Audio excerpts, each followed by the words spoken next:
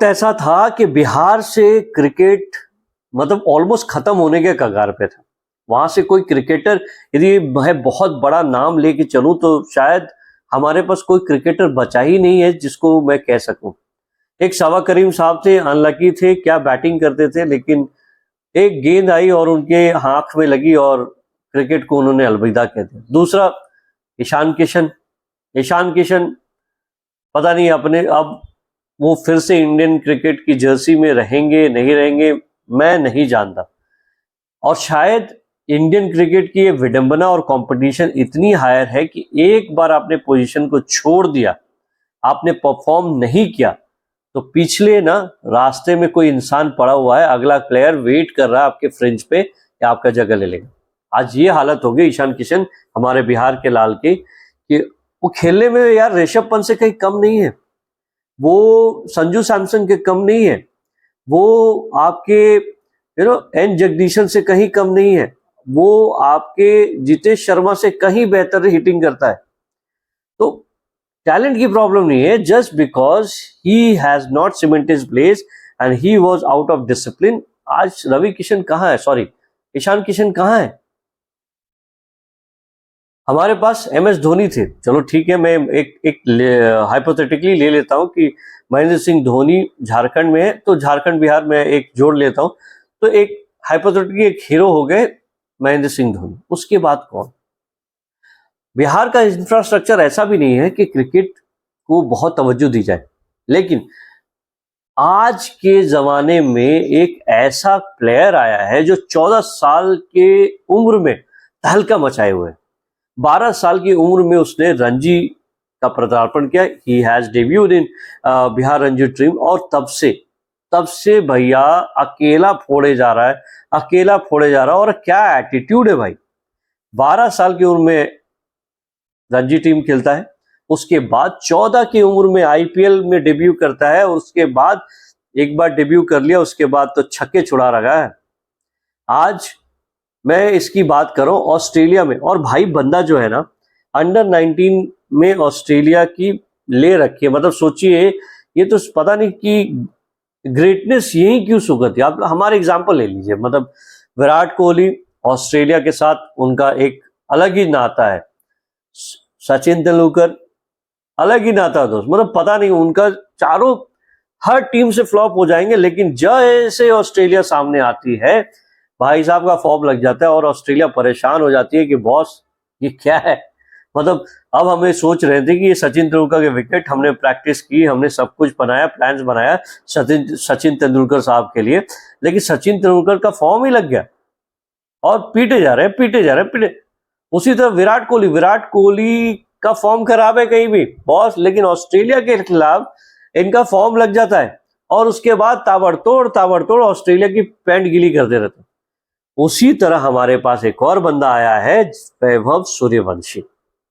1 करोड़ 10 लाख रुपए में उसने अपना फ्यूचर सिक्योर किया, राजस्थान रॉयल्स ने उनको डेब्यू कराया, और उसके बाद उन्होंने T20 आईपीएल के इतिहास में सबसे फास्टेस्ट T20 शतक बनाने का रिकॉर्ड। और जिस तरह उन्होंने मारा, उनकी उम्र में लोग स्कूल जाते हैं भाई, कार्टून देखते हैं, मैचेस देखते हैं, लेकिन मारते छक्के नहीं है।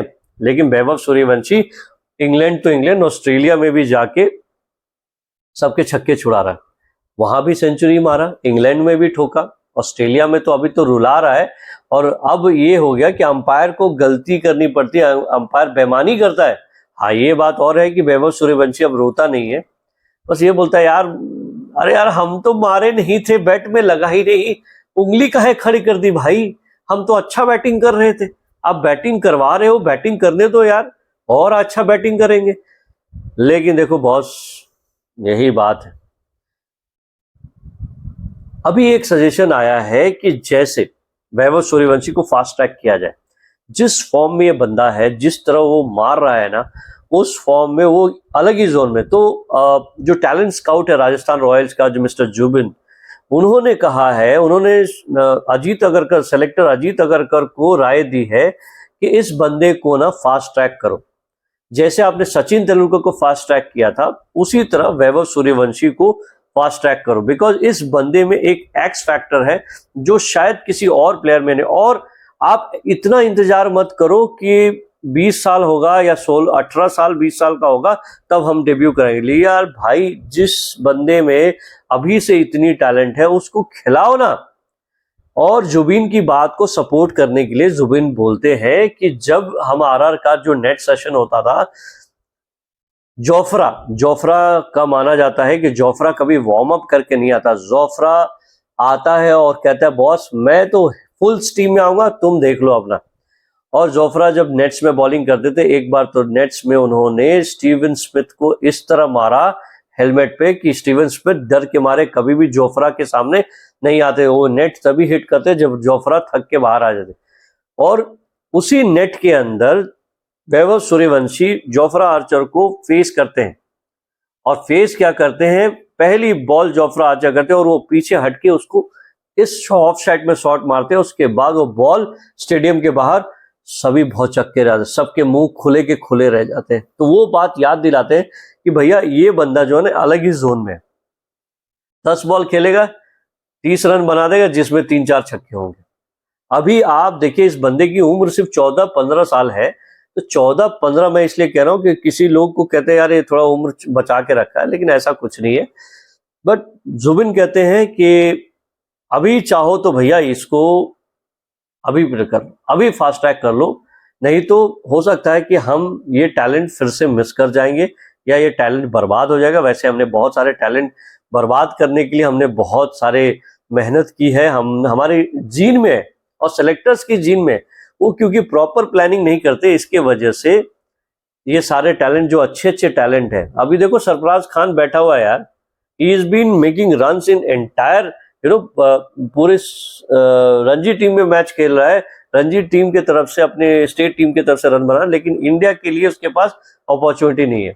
आपके पास नीचे नीचे नीचे, जबकि वो उसका स्पेशलिस्ट है वो नीचे का, आप उसे नहीं ले रहे हो और आपके पास नीचे नंबर के बैट्समैन नहीं है, तो आप जानबूझ के टैलेंट खराब कर रहे हो। तो हमारा रिक्वेस्ट है सेलेक्टर से कि भैया मौका दे दो इस बंदे को और खेलने दो बॉस। आप नहीं तो कम से कम इंडियन ए टीम से उसे खिलाओ, टूर करो, क्योंकि अभी देखो जितना भी उसने खेला है, जितने भी उसने अपने पहले दर्शन दिए है ना, वो इंग्लैंड खेल चुका है, ऑस्ट्रेलिया खेल, टफेस्ट सीरीज जो स्विंग बॉल, आपके बाउंसी बॉल, सब, उसे कोई डर नहीं लगता, उसे बस खेलना है। आप खिलाओ और वो छक्के पीटेगा। तो गाइस, तो आई थिंक प्रॉब्ली जो उन्होंने कहा है, मुझे लगता है कि अजीत अगरकर बात सुनेंगे और इसे फास्ट ट्रैक करेंगे। और वैभव हमारा बिहार का लाल, तो thank you guys. So video को सब्सक्राइब करो, please do like share and subscribe.